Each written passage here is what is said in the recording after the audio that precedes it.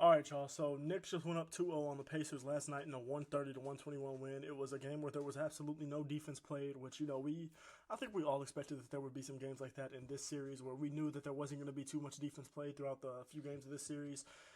Tyrese Halliburton, I'm going to start with you. Listen, your team lost, so I'm going to start with you. Go through the Pacers quick.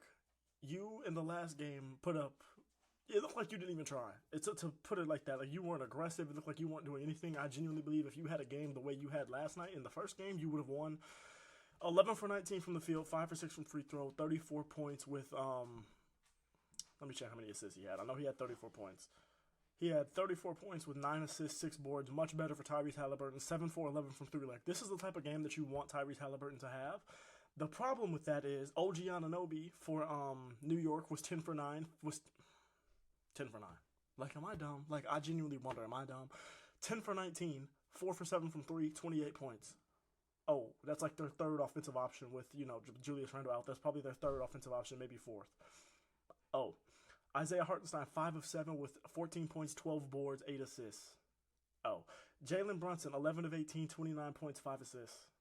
Oh, Josh Hart, 8 of 12, 15 boards, 19 points. Oh, Precious Achiuwa off the bench, 4 of 5, 8 points, 5 boards.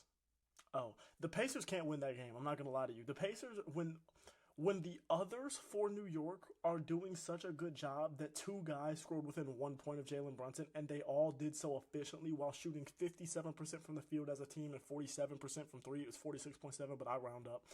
47% from three as a team, and then you add on to that the fact that they were 18 from 22 from free throw while the Pacers were only 10 of 17. That's not a game the Pacers can win. I'm not going to lie to you, bro. They didn't shoot well enough from the free throw line. They didn't get as many calls, which is something we're definitely going to talk about because the refs in this series, it's like they have periods where they want to let them play, but then there's times where they call the dumbest fouls. Like if you're going to let them play the way that they did in game one, that Dante DiVincenzo illegal screen that should have been called an illegal screen wasn't called. I have no problem with that not being called.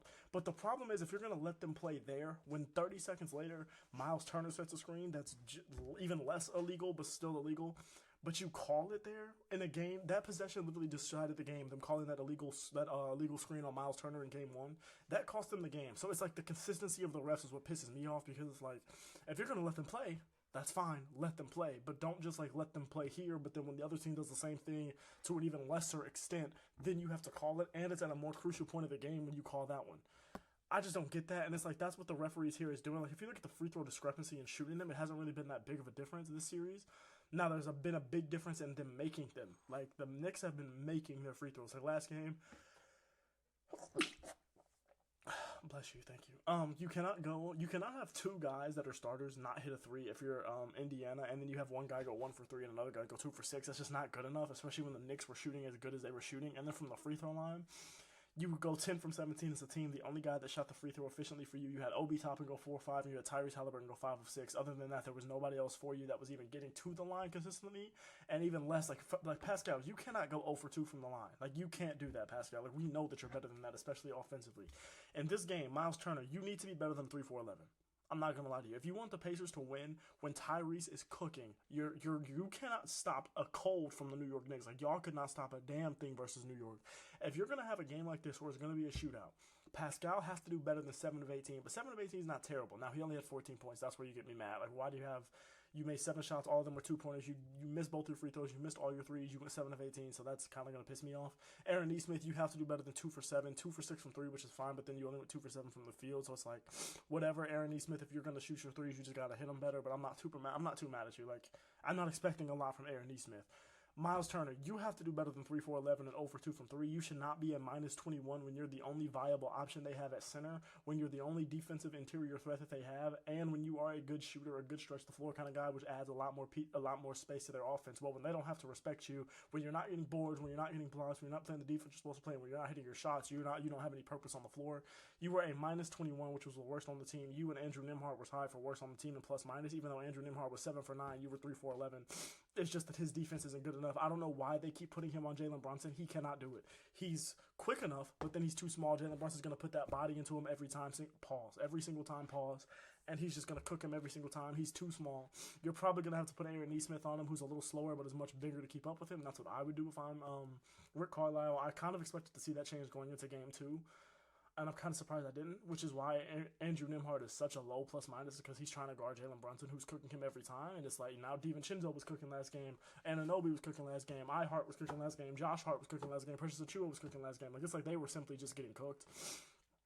Their defense did absolutely nothing. There's really nothing the Pacers could have done. I picked New York in 6.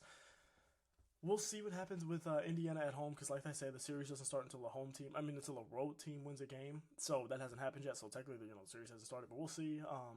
If New York goes up 3-0, the series is over. They might get swept. But I don't expect that to happen. I do expect the Pacers to come out and win Game 3, maybe even Game 4, tie it up.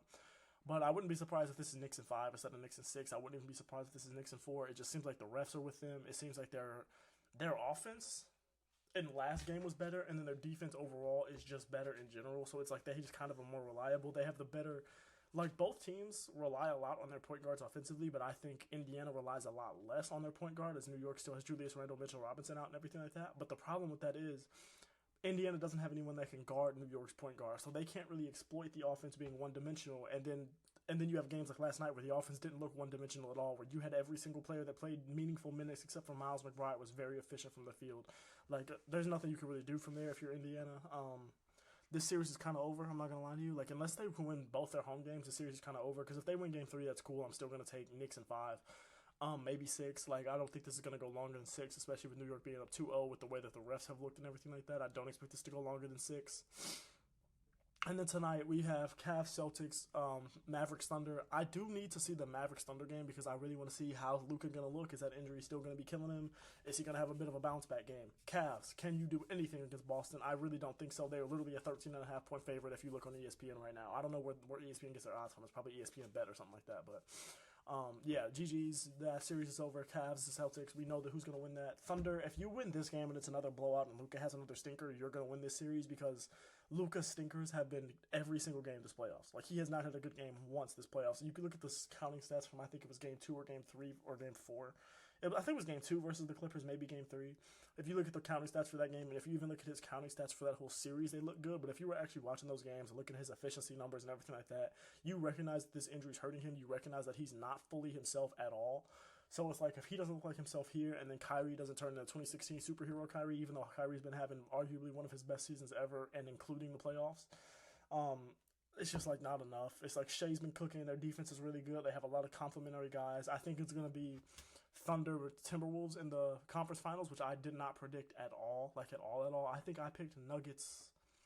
I'm pretty sure I picked Nuggets Mavs in the conference finals, but I was obviously wrong. I do think it's going to be Minnesota and OKC, which is actually fine because they kind of built up a rivalry in the regular season. If you didn't notice, like Anthony Edwards was talking about, I know I'm gonna get fined for this, but I didn't get no calls tonight or whatever. Like they genuinely built up a rivalry with OKC. These are two of the youngest like faces in the game right now. Two young superstars that are gonna collide, and I believe the Western Conference Finals. Now again, that is only if the Thunder win this game and Luka still doesn't look like Luka. Now if the Thunder win this game but Luka looks like Luka, then I'll give the Mavericks a chance still because, again, I did pick them to win. Like, I'm obviously not bouncing on my pick yet. I'm just saying tonight is going to be a really telling game considering how bad Luka's looked all playoffs. But this was a short video just recapping what happened last night. Not too much to talk about. Not too much different from the first game. It was just New York had a better offensive game overall, and so did the Pacers. Tyrese Halliburton had a better game overall with the Pacers, but they can't guard Jalen Brunson. They can't guard these guys. Their defense is terrible, which is why I picked the Knicks in the series in the first place. I just did think it would be a little tougher for them, which it hasn't been. But we'll see. They play Game 3 on, I believe, Friday. They play Game 3 Friday. Friday's going to be a good day of hoops. You got Knicks, Pacers in there. You got Nuggets, Timberwolves right after, so that's good. But yeah. This was just a recap video. This was simple. This was easy. This was nothing crazy. Nothing crazy happened. Tomorrow's video will probably have a lot. I don't know. It could have a little more to talk about. It could be about the same. It could be even less. And then Saturday's video, because tomorrow is Friday. Saturday's video after that Nuggets game will be great. So I love that. But yeah, I love y'all. I appreciate y'all for watching. Please don't forget to like, comment, and subscribe. It helps me out a lot. If you haven't been watching my other videos, go give them a chance. Go give them a chance if you like this one. And yeah, I love y'all. Appreciate y'all. Please keep praying. Please keep praying. Please stay blessed. Please keep God in your life. And I love y'all, man.